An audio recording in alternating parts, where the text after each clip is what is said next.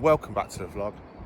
It's going to be a cracking vlog with lots of different animals in there, and we're going to hopefully see Roxy the Foxy go into a new enclosure. I'm going to take you through and show you what we've been actually building and what's going on here, well not here but at the Falconry Centre.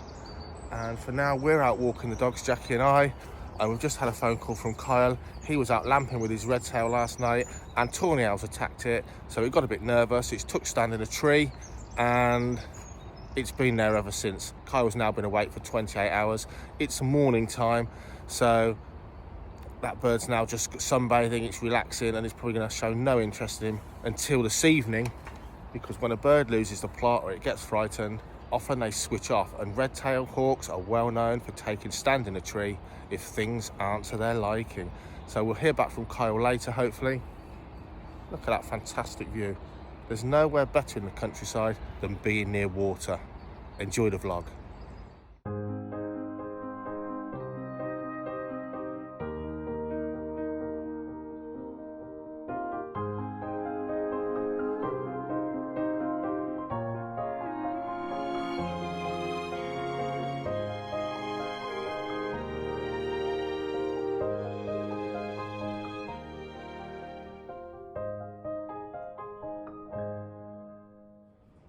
So we're getting somewhere now with the British wildlife enclosures. The Rattlers have gone in the new home. So in here, don't tread on anyone, we've got, excuse the mess because it's all a building site, but in here, we've got one-eyed Neil here, and some of his friends, and these guys now, they've got an 8-foot, be 6-foot enclosure. There's going to be a lot more in here for them to climb, because look at that podgy creature that he is. So, lots more exercise for these guys. They're already exploring and sort of finding their way around. Come on, boy. I've said it before. Rats are the best pets you can get for your kids and yourself. I'm not including dogs, but these guys, oh, they are just the best pet. Way better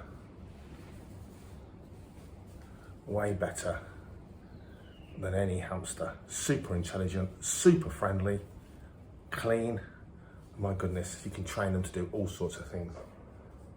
The name rat-tail puts a lot of people off. What a shame. They're nothing like you think they are.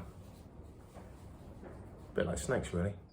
This is the largest of my false water cobras. This is my original gal. Without checking, she's about 10 years old, I guess now, getting on that way. Do snakes like to be petted? Not really. Do they mind when they're conditioned to it? Certainly not.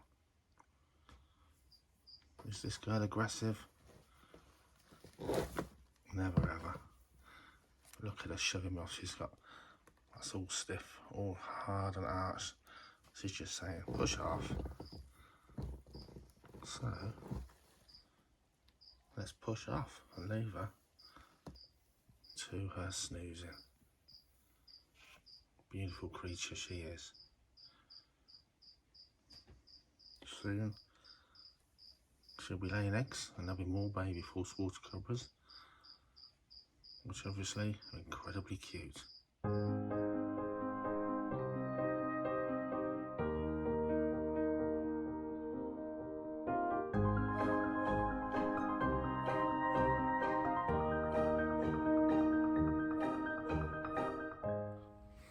Exciting new snake in the snake room. This is a juvenile, a baby black rat snake. Real common species in the wild in America where it actually ranges. Hardy, real tough snake, range up into Canada. So it's a snake that can certainly tolerate hot and cold for sure. Really adaptable, love climbing. Something that's kind of, I guess, not that sort of common really in the sort of UK snake keeping world. There are different colour morphs and things. For me, I do prefer the natural coloured snakes really, of all varieties, each to their own. But not particularly black at the moment. As it grows bigger, they can touch around 8 feet, but I'm sure if we're lucky it'll get to 5 or 6 feet. They darken and darken as they grow older, but great little snake. Real tactile, sort of mould around your hands, climb up a tree trunk in the grooves of the bark easily, that kind of snake. Very, very sweet.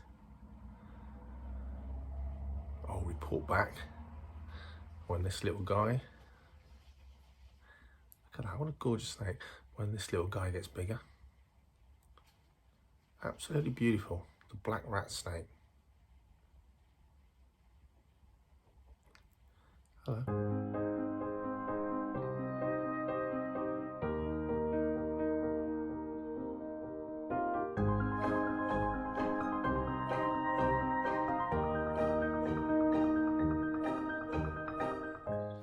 So, we're in here. This is Roxy the fox. She's absolutely gorgeous. And this is part of her new enclosure. So she's been an indoor pet fox. She's been, I'll say gifted to us, but really we're just going to look after her for the lady that reared her from a tiny newborn with her eyes closed. She's always been a house fox. So she's going to have a lot more room than she's used to. And she's also going to be harness trained so she can go out for walks, sort of around and about really, to sniff out the sniffs and smell the smells. We're talking about you. So this girl here she is. She's now in sort of phase 1. So this is just part of her enclosure, and the next door area is going to be completely done out like this. So we've got double mesh there, and a lovely shelf for her to sunbathe on. All animals like sunbathing, even nocturnal animals really, or most animals. And lots to climb around on.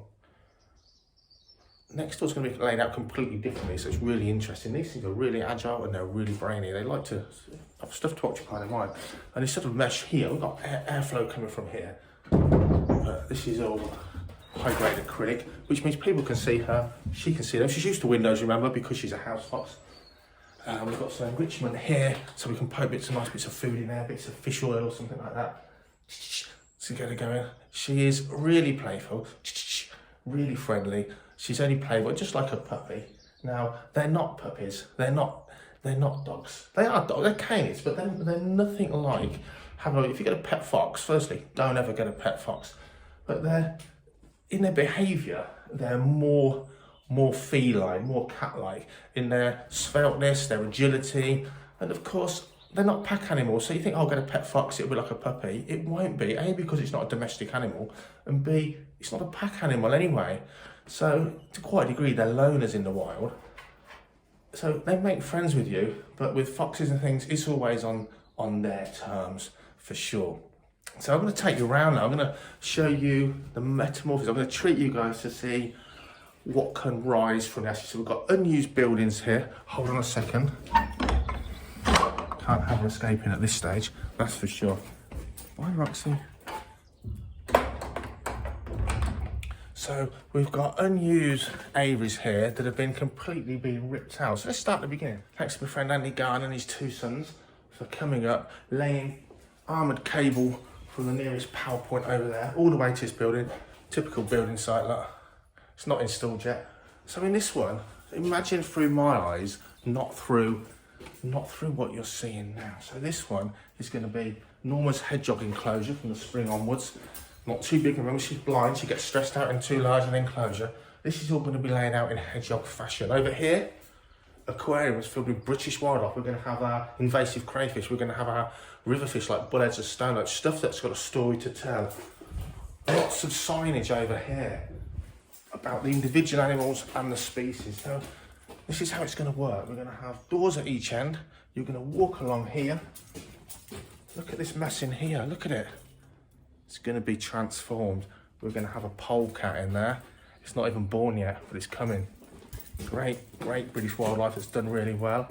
In here, this is all going to be done out. This is going to be the second phase, or the second half of Roxy's enclosure. So she's going to have a lot of room, and remember, she's also going to come out and trot around if we have our way. And you're going to come out the other end here, and onwards you'll go to some of our outdoor enclosures for British reptiles when I get there.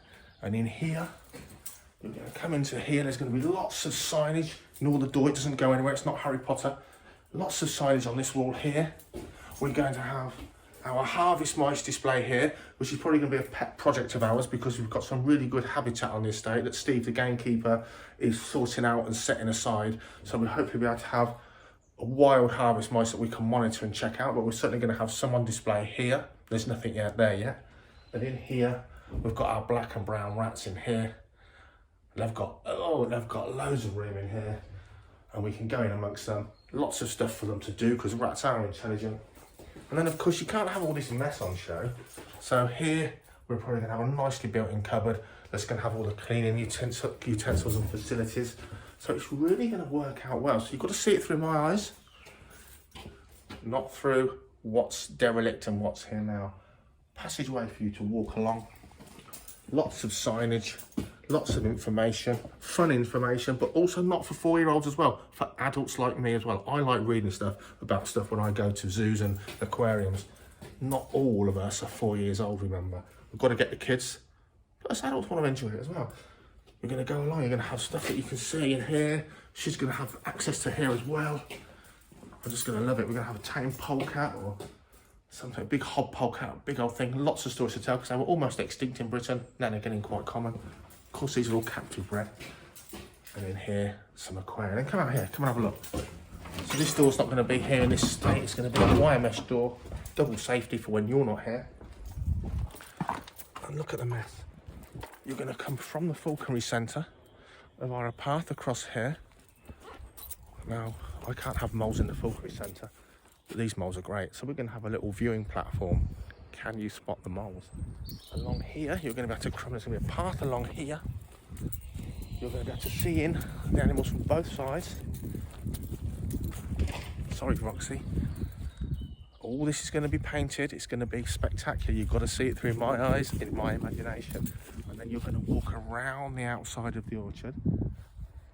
The Lifetops have given us express permission that we can use the orchard as long as you don't scrub the fruit. So we're going to have a path around. That's an absolute sun trap over there, and hopefully that, well, not hopefully, that is where the British reptiles and amphibians are going to be. So it's all coming together. Watch this space. If you haven't got an imagination, definitely watch this space, because what looks like a shed in need of a lot of TLC is going to be transformed. Enjoy the rest of the vlog.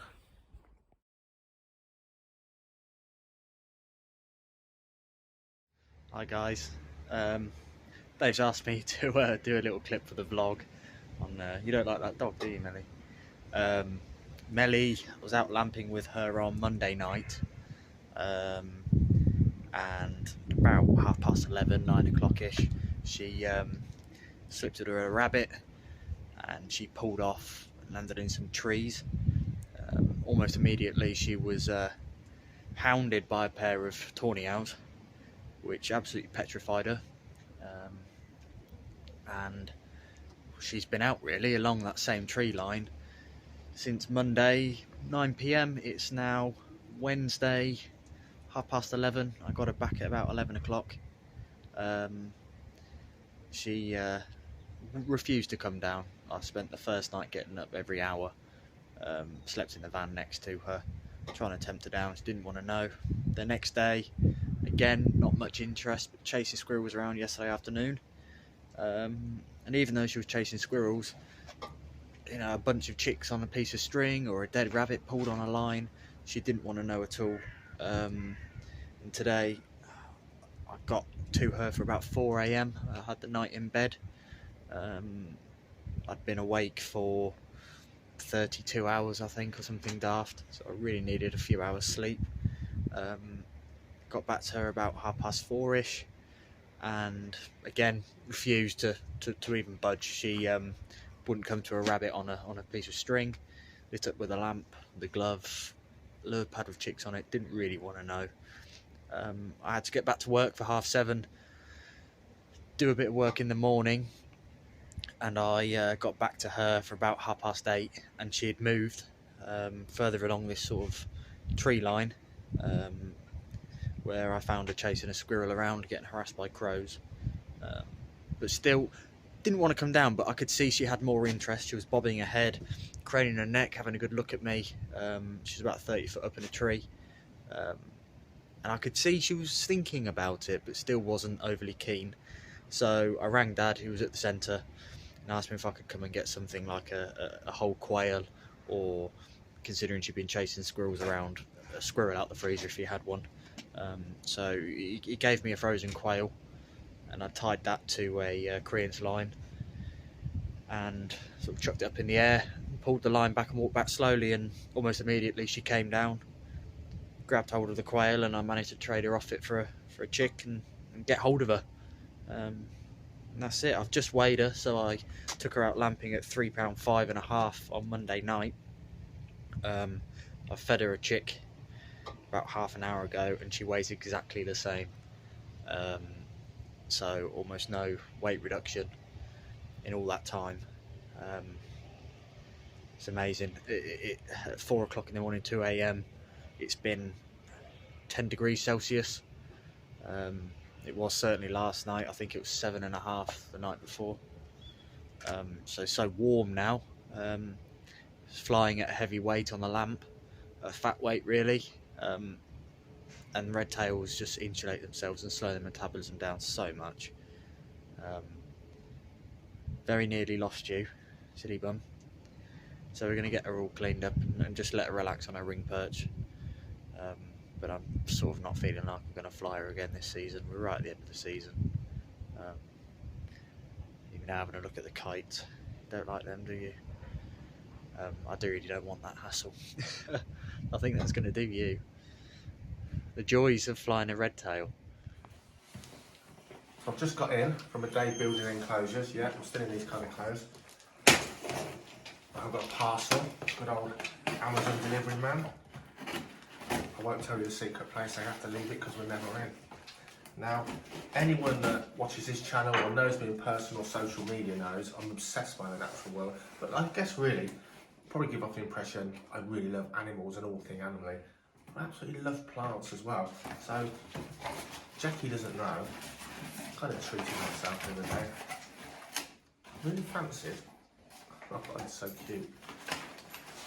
Some Lifetops. If you don't know what they are, I'm spitting Lifetops to you. Little tiny, look at these. Little cultivated baby stone plants. So once they grow a little bit bigger, these will be split up. They'll be probably individually potted.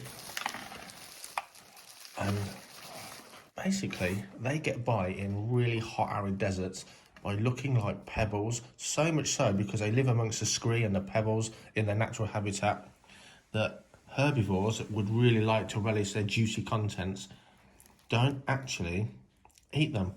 Basically, plants that are camouflaged to look like rocks, little tiny babe ones. Now, anyone that keeps these, they're really collectible, like tarantulas really. They're really collectible. They come in all kinds of textures and shapes and colours. It's not going to happen, but how lovely. Have a few stone plants, and look at how many I've got. Might have to give a couple away to friends. I think they're all the same. Possibly are. Oh, there's some more there. Yeah, there's a lot there. Maybe I'll give a few away, and maybe I will have to get a couple more varieties, you know, just to add to it. Really hope you've enjoyed this week's vlog. Please subscribe. I keep banging on about it. Helps us no end. If you haven't subscribed yet, and you're one of the hundreds and thousands of people that watch this channel, which definitely haven't all subscribed, subscribe. We'll see you in the next video. Thanks a lot.